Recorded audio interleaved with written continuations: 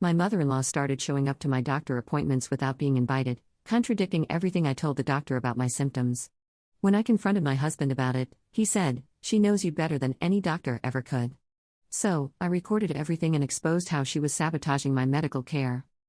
I'm Victoria, a 29-year-old high school chemistry teacher married to Brandon, a software engineer, for 4 years. His mother, Patricia, is a retired nurse who's always been overly involved in Brandon's life. But I thought that was just how their family worked. 8 months ago, I started experiencing weird health issues, dizziness, nausea, a racing heart, and splitting headaches that lasted hours. At first, I thought it was work stress, but the symptoms got worse and started happening on weekends, too. I made an appointment with my primary care doctor, Dr. Chen, who I'd been seeing for 3 years. She immediately started running tests, blood work, EKG, and referred me to a cardiologist because she was concerned about the heart palpitations. I mentioned the appointments to Patricia during a casual phone call, and she immediately started playing amateur doctor, telling me my symptoms sounded like anxiety or low blood sugar and that I probably just needed to eat better instead of running to doctors for every little thing. My first follow-up appointment with Dr. Chen was scheduled for a Tuesday morning. I was sitting in the waiting room when Patricia walked through the front door. I was completely confused because I had no idea why she would be there. She acted like it was totally normal, saying she decided to come support me because she knew I was worried about test results. When I asked how she knew about my appointment, she said Brandon had mentioned it and she'd looked up the address online. When they called my name, Patricia stood up with me like she was obviously coming along. I told her I preferred to handle medical appointments privately, but she insisted she had medical experience and might help me remember important questions. I felt uncomfortable but didn't want to cause a scene, so I reluctantly let her come into the exam room. That appointment was a disaster. Dr. Chen asked how I'd been feeling, and I started describing how the symptoms had gotten worse. But before I could finish, Patricia jumped in and contradicted everything I said.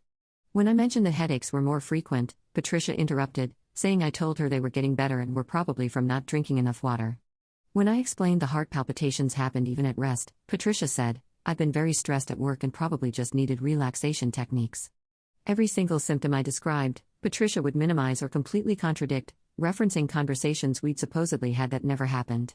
Dr. Chen kept looking between us with confusion, clearly trying to figure out why my mother-in-law was contradicting my own symptom reports. When Dr. Chen asked about family medical history, Patricia started providing information about Brandon's family instead of mine, going on about how they'd always been healthy people who didn't need doctors for every little issue. By the end, I felt like Dr. Chen hadn't gotten accurate information about what I was experiencing. After the appointment, I told Patricia I appreciated her concern but preferred to handle medical care independently. She got hurt and said she was just trying to help with her medical training and that patients sometimes exaggerate when they're anxious. That evening, I told Brandon what happened. Instead of being understanding, he got defensive and said his mother was just trying to be helpful, and I was being ungrateful. He said, "Patricia has years of medical experience and probably has valuable insights for your diagnosis." When I pointed out she'd contradicted almost everything I said about my own symptoms, Brandon said, "Sometimes patients aren't reliable sources about their conditions, and having an outside perspective could be beneficial." 2 weeks later, I had a cardiology appointment. I specifically didn't mention it to Patricia and only told Brandon the day before, asking him not to share details because I wanted to handle it alone. He agreed. But when I arrived, Patricia was already in the waiting room. She explained she'd called Brandon that morning to check on me, and when he mentioned the appointment, she decided to provide moral support because specialist appointments could be anxiety-provoking. I was furious but again felt trapped.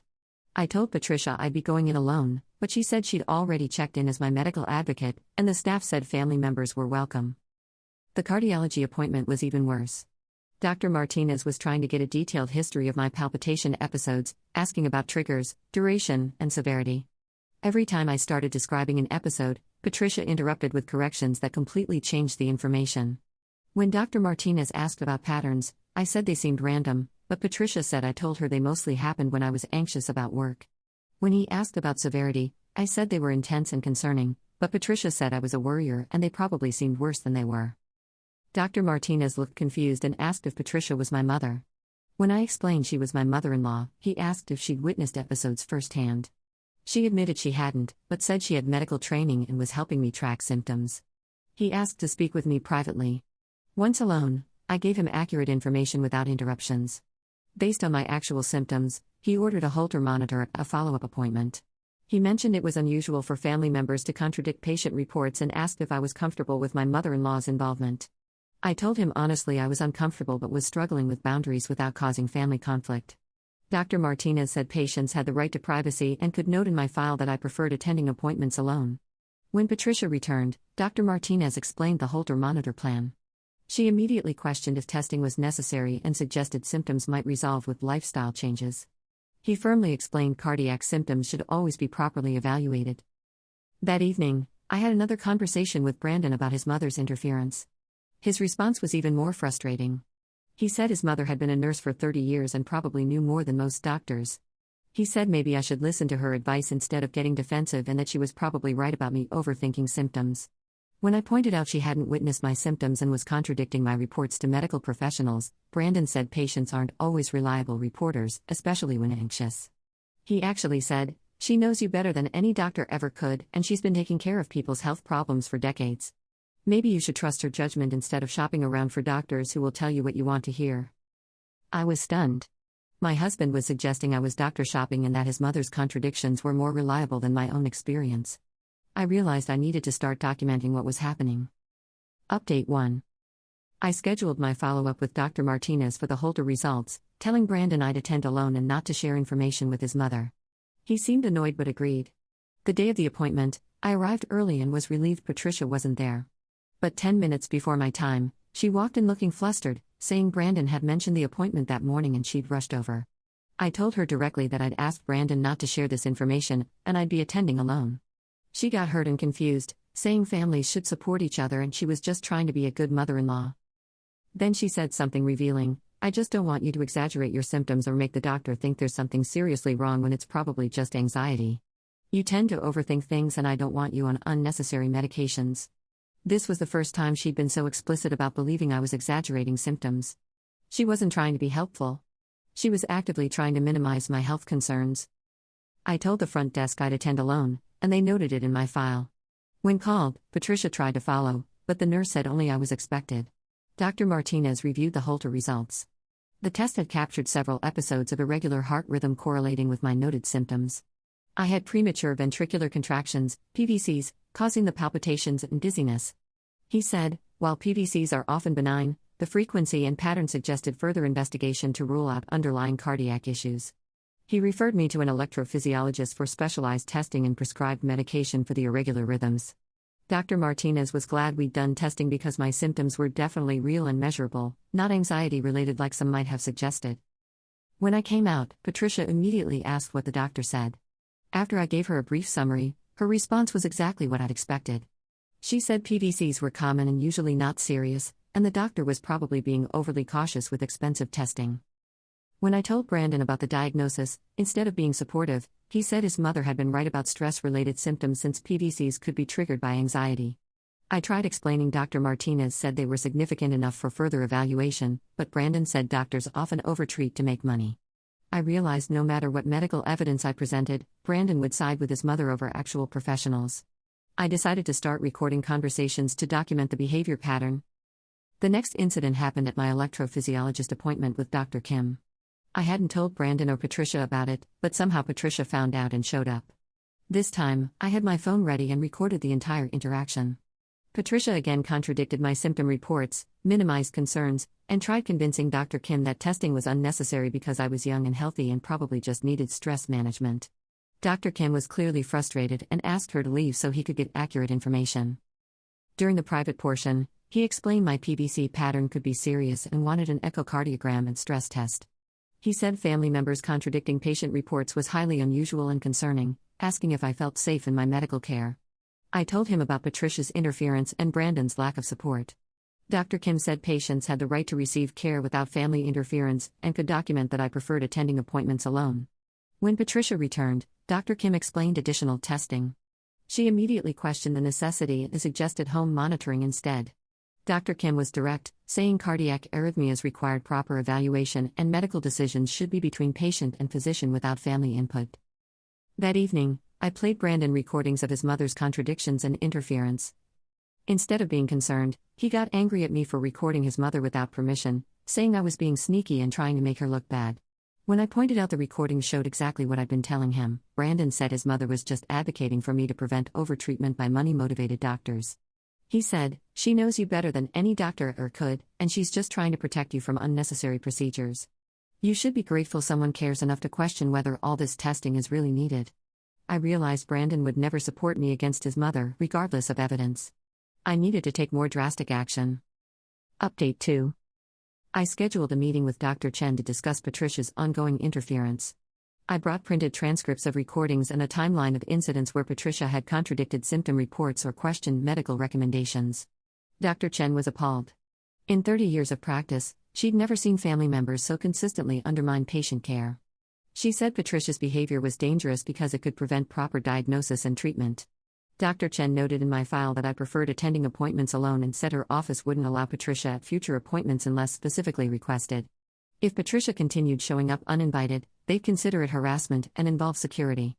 Dr. Chen asked if I'd let her use my situation as an educational example for medical students about family interference in healthcare. I agreed, and she said she'd anonymize details but use recordings and the timeline to show students how family dynamics can negatively impact medical care. Next, I addressed the situation with Brandon's family.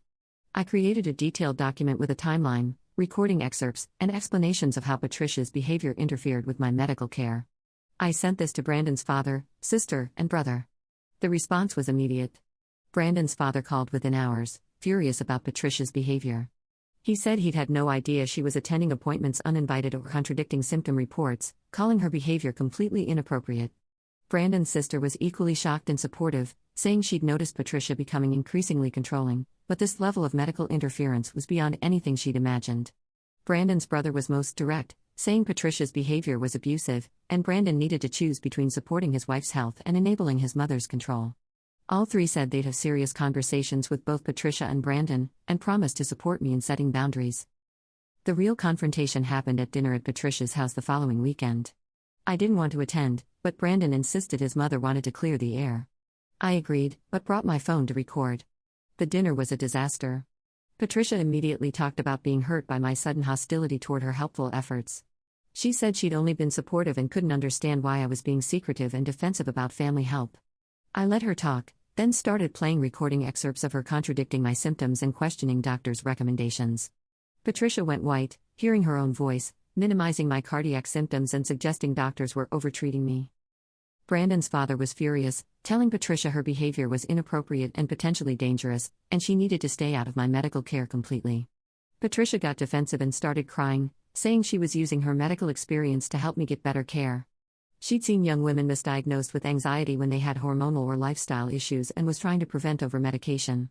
Brandon's sister pointed out Patricia hadn't practiced in 15 years, and medical knowledge had changed significantly. Even if intentions were good, her methods were inappropriate and harmful. The most shocking moment came when Patricia admitted what I'd suspected. She said she didn't think my symptoms were as serious as I was making them out to be and was worried I was developing hypochondriac tendencies and becoming too dependent on medical attention.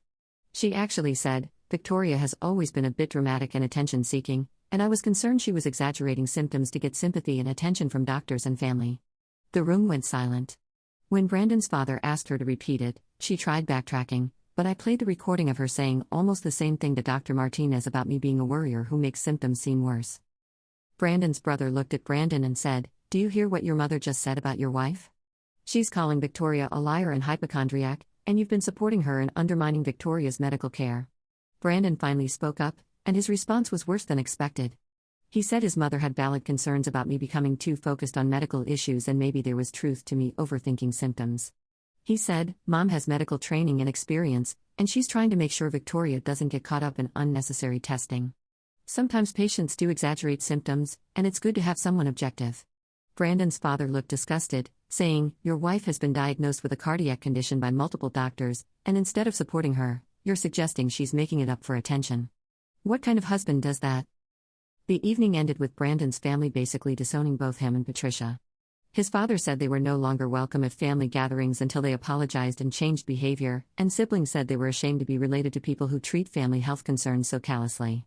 Brandon was furious with me for embarrassing his mother and causing family drama, but I told him I was done protecting people actively undermining my health and well-being. The fallout was immediate. Within 24 hours, I'd received supportive calls from multiple extended family members appalled by Patricia's behavior and Brandon's support of it. Brandon's aunt, a registered nurse, was particularly outraged, saying Patricia's behavior violated every principle of patient advocacy and medical ethics, and using her nursing background to justify undermining medical care was a disgrace to the profession. Several family members shared stories about Patricia's controlling behavior over the years, and I realized this pattern wasn't new or specific to me. Brandon doubled down on supporting his mother, saying I'd humiliated someone just trying to help and was tearing apart his family over minor medical appointments. When I pointed out his mother had admitted thinking I was a hypochondriac exaggerating for attention, Brandon said maybe she had a point. I made an appointment with a marriage counselor, hoping a neutral party could help Brandon understand how damaging his behavior was. The session was a complete disaster. Brandon spent most of the time defending his mother's intentions and suggesting I was oversensitive. When the counselor asked how he'd feel if my mother attended his appointments and contradicted his doctors, Brandon said that would be different because my mother didn't have medical training. When asked about recordings where Patricia called me dramatic and attention-seeking, Brandon said maybe his mother's concerns weren't entirely wrong and I had been getting pretty focused on medical issues. The counselor was shocked, explaining that supporting a spouse's medical care was a basic marriage requirement and undermining health concerns was emotional abuse. She said family interference without permission was a serious boundary violation and Brandon's support enabled the abuse.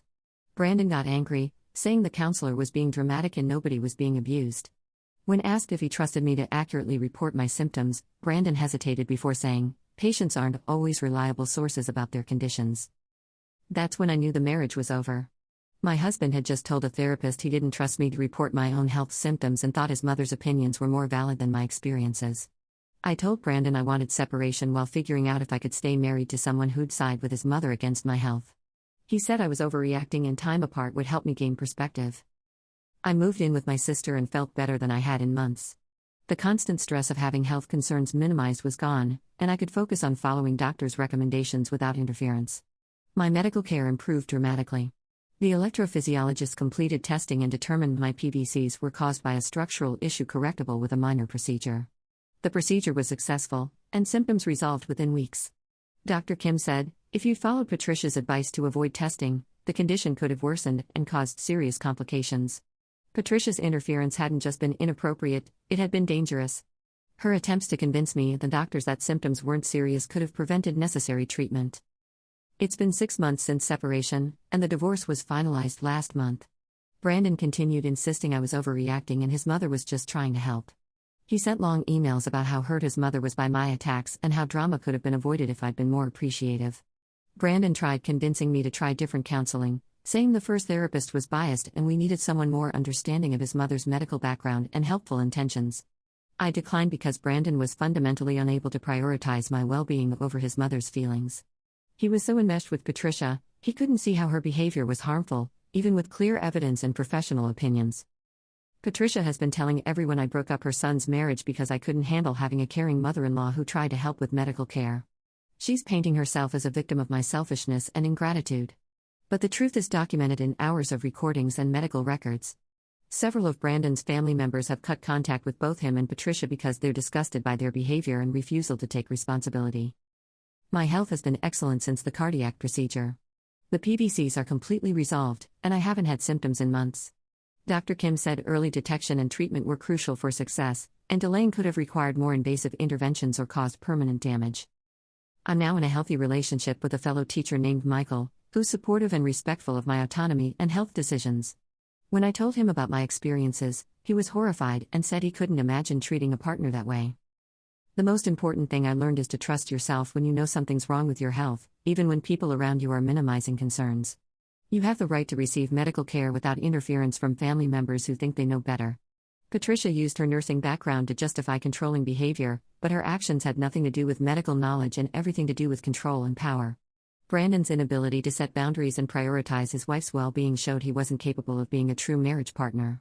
To anyone dealing with similar interference, you have the right to attend medical appointments alone, receive care without family interference, and have your symptom reports believed and respected. Document everything. Record conversations if necessary. And don't be afraid to involve medical professionals in setting boundaries. You deserve health care providers who listen to you, family members who respect your autonomy, and partners who support your well-being. Don't settle for anything less.